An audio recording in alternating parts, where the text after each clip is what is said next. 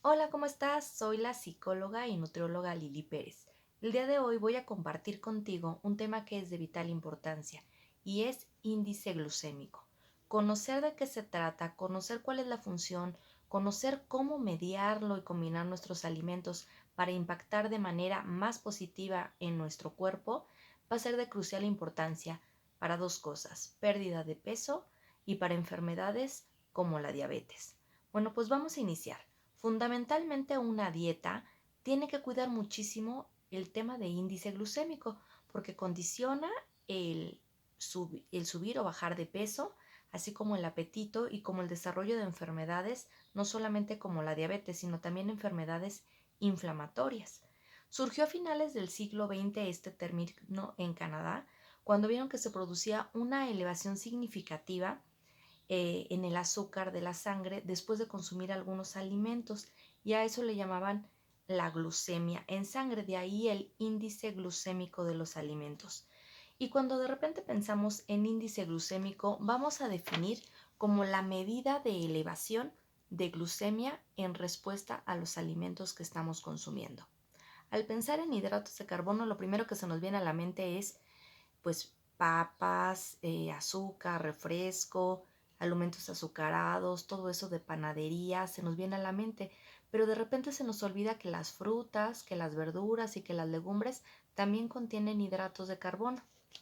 Los hidratos de carbono son cadenas más o menos largas de unos monosacáridos pequeñitos que son entre la glucosa, fructosa, galactosa, o también está la sacarosa, que es el azúcar que tenemos en la mesa, la lactosa, que es la que encontramos en la leche, almidones, entre otros. También está el glucógeno, el ácido láctico y las pectinas.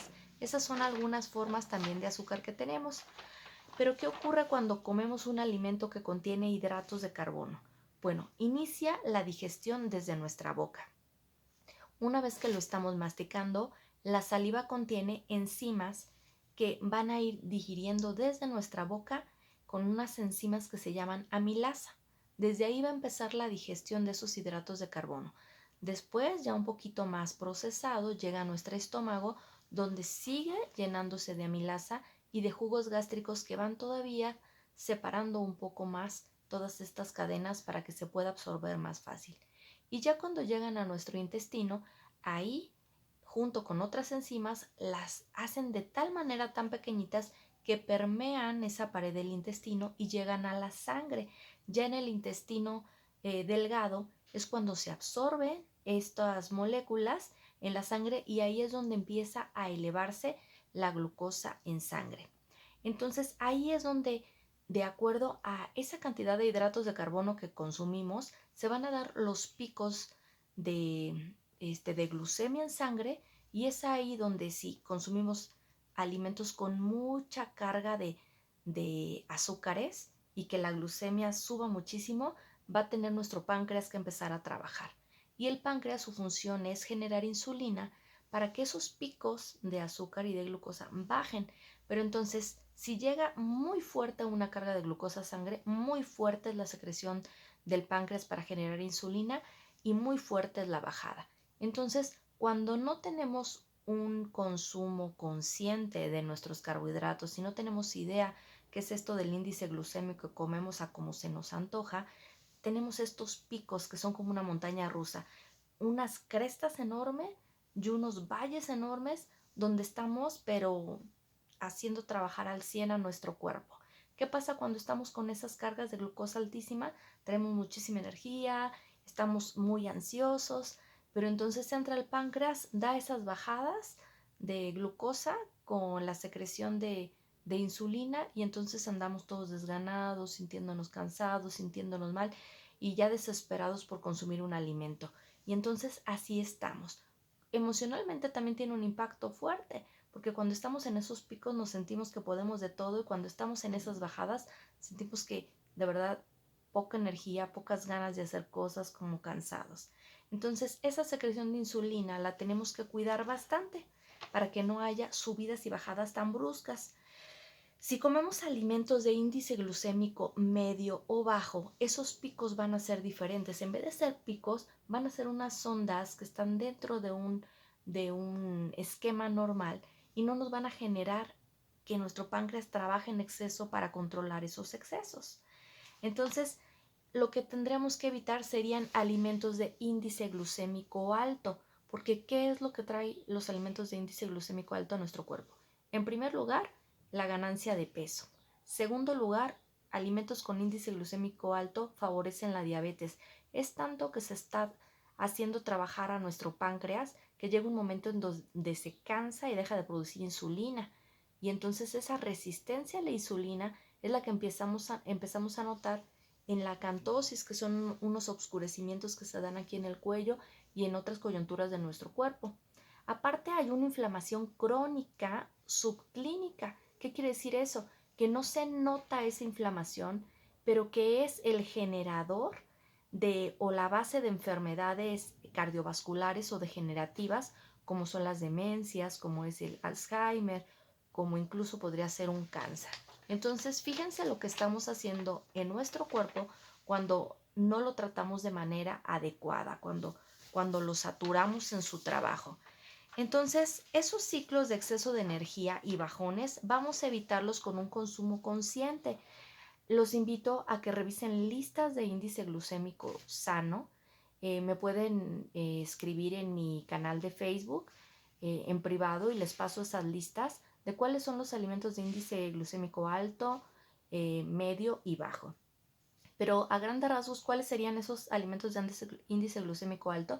Pues los azúcares, los refrescos, las harinas, las pastas, papa, muchos frutos deshidratados que vienen muy dulces y aparte con azúcar añadida, que encontramos en índice glucémico medio, algunas frutas, porque viene ahí con su fibra, y que encontramos en índice glucémico bajo algunas legumbres, algunas verduras y otras frutas. Pero aquí es muy importante que conozcan esta parte. Y si conocen a alguien que padece de diabetes o que se está cuidando de peso, estos son los 4 puntos que deben de cuidar en el tema de índice glucémico. Se llama factores que determinan el índice glucémico y son 4. Punto 1, la cocción. Al cocinar el alimento, digamos que lo digerimos parcialmente en esa cocción. Es por eso que hay alimentos que cocidos sube su índice glucémico, como es el caso de la zanahoria. Crudo tiene un índice glucémico y cocido es un poco más dulce. ¿Okay? Entonces, ese tipo de productos a la hora de cocerlos va a cambiar. O sea, incluso, por ejemplo, la papa hervida con cáscara y sin cáscara tiene un índice glucémico diferente. ¿Ok? Punto 2. La fibra. El contenido de fibra que tenga el alimento es básico. La fibra lo que va a tener es que va a ralentizar la absorción de los hidratos de carbono del alimento. Entonces va a alentar ese proceso digestivo. Por eso es importante que aquí busquemos alimentos integrales, porque al estar integral va a ser la absorción más lenta y mientras más lento, mejor para que no haya esos picos. Entonces la absorción va a ser gradual y eso nos va a ayudar a mantener nuestros niveles de glucosa en sangre. Punto 3. La estructura del alimento. Es mucho mejor un alimento entero que un alimento que ya está procesado. Por ejemplo, el elote al natural o los granos de elote obviamente son mucho, su proceso de digestión lleva más tiempo que si ese maíz se pulverizó y se hizo alguna hojuela como las sucaritas o cereales de ese tipo, porque ya se procesó tanto que ya cambió su velocidad de absorción, ya perdió mucha de la fibra en el camino. Entonces, también es por eso que un alimento entero como la fruta puede tener más fibra que un jugo. En el jugo ya se perdió la fibra. O las papillas, obviamente su velocidad de absorción es mucho más rápido que la fruta o la verdura cocida. Y ya el último punto, que es en el que trabajo mucho con los retos que hago mensualmente o en mi consultorio, es la combinación de alimentos. Aquí, de acuerdo a las necesidades de cada persona, buscamos que se incluya proteína y que se incluya grasa en la dieta, o sea, en esa misma comida, porque la proteína y la grasa se van a absorber más lentamente. Entonces, cuando incluimos proteína y grasa en los alimentos con el carbohidrato, ese carbohidrato en vez de absorberse rápido se va a absorber mucho más lento. Entonces, hay que buscar alimentos carbohidratos de índice glucémico medio, o sea, de buena calidad. Igual proteínas de buena calidad, no proteínas de cualquier tipo, porque hay de moderado y de alto aporte de grasa. Vamos a buscar de una muy buena proteína y grasas también de buena fuente. Los snacks sí podrían ser fruta como frutos secos, pero hay que ver que no estén añadidos y por ejemplo, hay casos donde dicen, bueno, ¿qué tal? La cerveza es un carbohidrato y aparte trae alcohol y el alcohol se absorbe como azúcar en la sangre. Pero ¿qué tal si esa cerveza la consumes con unas aceitunas en la cantidad adecuada o unos frutos secos en la cantidad adecuada? La velocidad de absorción va a ser más lenta y no se va a engordar tan fácil. Entonces, hay algunas cosas que en combinación y conociendo estos 4 factores del índice glucémico te van a ayudar mucho a tener una dieta saludable. Es muy importante que los conozcas y que tomes conciencia de cómo te estás alimentando, porque de eso va a depender que tu salud esté o en un hilo o que la lleves en buena medida por el camino correcto. Te invito a que me sigas en mis redes para que tengas más información sobre cómo cuidarte físicamente en nutrición y emocionalmente en psicología. En Facebook me vas a encontrar como psicóloga y nutrióloga Lili Pérez y también aquí en el canal de YouTube como psicóloga y nutrióloga Lili Pérez. Bueno, quedo a tus órdenes. Si tienes alguna duda lo puedes poner abajo en comentarios. Y si te gustó este video, por favor dale like y compártelo con gente que pueda servirle. Gracias, hasta pronto.